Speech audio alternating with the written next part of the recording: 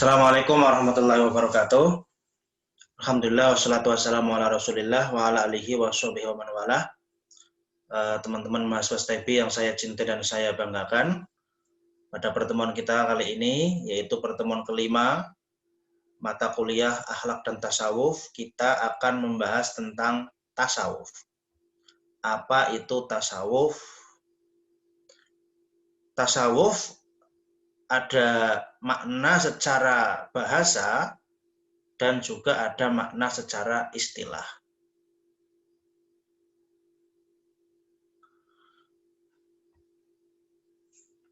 Secara bahasa, tasawuf ada memiliki beberapa asal kata. Yang pertama adalah kata suffah, yaitu serambi tempat duduk. Ini diambil dari para sahabat Nabi yang pada saat itu tidak memiliki tempat tinggal dan mereka tidur di masjid, di emperan masjid seperti itu.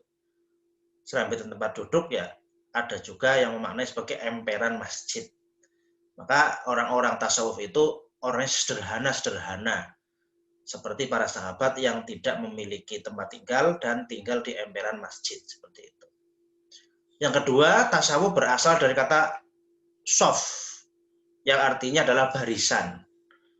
Barisan sholat maksudnya, karena orang-orang tasawuf ini rajin beribadah dan selalu menempatkan diri di sof pertama dalam sholat jamaah. Yang ketiga, tasawuf dikatakan dia berasal dari kata sofa, yaitu ada makna bersih atau jernih. Maksudnya bahwa orang-orang tasawuf ini adalah orang-orang yang hatinya bersih. Dan yang keempat adalah berasal dari kata suf, yang artinya adalah bulu domba. Dari kata ini dimaksudkan bahwa orang-orang tasawuf di masa tertentu mereka memakai bulu domba sebagai pakaian khasnya. Baik, kita lanjutkan tasawuf menurut istilah. Ada beberapa pendapat ya, saya nukilkan 3 saja di sini. Yang pertama pendapat Imam Qushairi. Beliau berpendapat mengatakan bahwa tasawuf adalah kesucian kehidupan jasmani dan rohani. Di sini jelas bahwa tasawuf adalah sebuah ajaran yang mengajarkan tentang kesucian jasmani dan rohani. Adapun Imam Abu Al-Qasim Al-Junaid mengatakan bahwa tasawuf itu membersihkan hati dari ketertarikan dengan makhluk dan menghindari kebiasaan alamiah. Menyerahkan kepada Allah Subhanahu wa taala dirinya.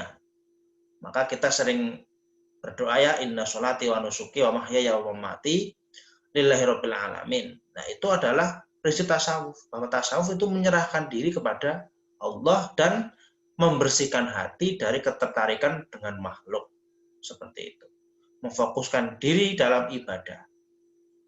Adapun sebagai manusia, orang-orang tasawuf juga berinteraksi dengan manusia. Tapi hatinya tetap ta'alluq, tetap terhubung dengan Allah Subhanahu wa taala. Dan yang ketiga adalah pendapat Abu Ali Al-Qazwini yang mengatakan bahwa tasawuf berarti tingkah laku yang baik. Jadi tasawuf memang ajaran yang mengajarkan kepada para pengikutnya untuk bertingkah laku yang baik. Nah, baik itu kemarin di mata kuliah yang lain, baik itu tergantung apa? Tergantung etika, tergantung moral, atau tergantung agama, akhlak seperti itu. Maka tasawuf itu kebaikannya adalah mengikuti akhlak, kebaikan yang mengikuti anjuran agama. Bagaimanakah awal kemunculan tasawuf itu? Sebenarnya tasawuf itu benih-benihnya sudah muncul pada diri Rasulullah SAW, yaitu ketika beliau uzlah atau menyepi di Gua Hira. Ya, kita semua sudah tahu bahwa Rasulullah pertama kali mendapatkan wahyu ada di Gua Hira di Mekah. Nah, sebelum menerima wahyu, beliau sudah sering sekali uzlah atau menyepi untuk menenangkan pikiran, untuk berzikir kepada Allah, untuk memikirkan masyarakatnya yang musyrik seperti itu, bagaimana menyelesaikan masalah masyarakatnya. Jadi uzlah adalah benih-benih daripada tasawuf. Kita sering mendengar bahwa orang-orang tasawuf itu mereka itu menyepi untuk wirid, misalkan seperti itu ya, menyepi untuk memikirkan umat. Maka kita juga mendengar ada aliran namanya kholwatiyah. Ya, kalau ada masalah, mereka akan berkholwat, akan menyepi untuk memikirkan masalah yang harus diberikan, solusi yang dipikirkan seperti itu. Kemudian pada zaman Khalifah Utsman bin Affan, ini sudah mulai ada pertikaian antar umat Islam, pertikaian politik. Ya. Pertikaian politik, kemudian dilanjutkan dengan peperangan juga ya di zaman Khalifah Ali bin Abi Thalib. Nah, ada para sahabat yang menghindar dan menyepi dari kekisruhan politik. Seperti itu. Mereka sudah bosan lah dengan pertikaian. Maka mereka menyepi untuk fokus beribadah kepada Allah. Dan abad kedua, gerakan tasawuf ini dipelopori oleh Hasan al-Basri secara masif. Seperti itu. Di Basrah. Basrah itu ada di Irak.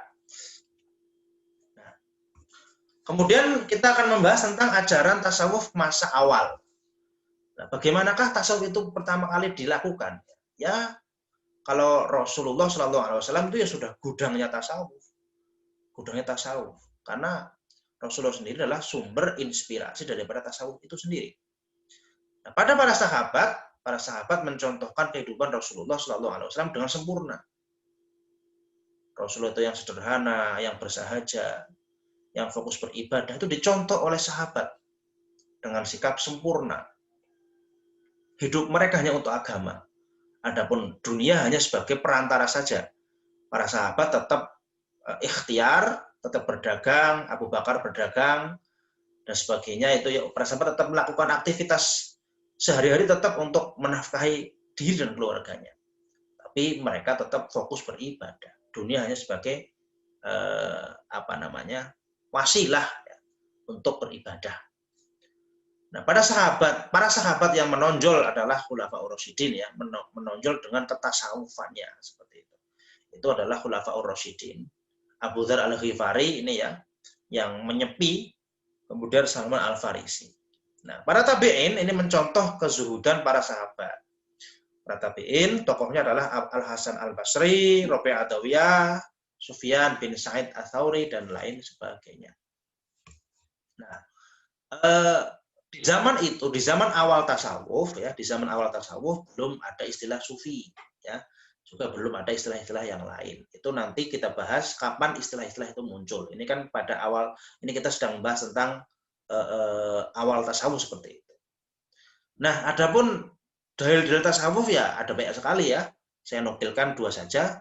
Ini pertama dari surat Al-Baqarah, ayat 186. A'udzubillahi minasyaitonir rajim. Wa idza sa'alaka 'ibadi 'anni fa inni qarib. Jika hambaku bertanya padamu wahai Muhammad, maka katakanlah bahwa saya itu dekat. Kata Allah. Saya itu dekat kata Allah. Nah, ini adalah dalil daripada tasawuf. Allah itu dekat, maka kita harus mendekati Allah Subhanahu wa taala. Bagaimana cara mendekati Allah? Ya fokus beribadah. Bagaimana fokus beribadah? Ya meninggalkan segala syahwat keduniawian. Seperti itu. Kemudian dalil yang kedua di Al-Baqarah juga ayat 115, walillahil masyriq wal maghrib fa inna ma tuwallu fatamma wajhullah innallaha wasi'un 'alim. Bagi Allah timur dan barat, dan di mana saja, kemana saja kamu menghadap, maka fatamma wajhullah, di sana ada zat Allah seperti itu. Maka kita harus menghadap Allah, fokus kepada Allah Subhanahu wa taala. Itulah tasawuf ya. Itulah dasar-dasar ilmu tasawuf. Baik, kita tutup dengan bacaan hamdalah. Alhamdulillahirabbil alamin. Assalamualaikum warahmatullahi wabarakatuh.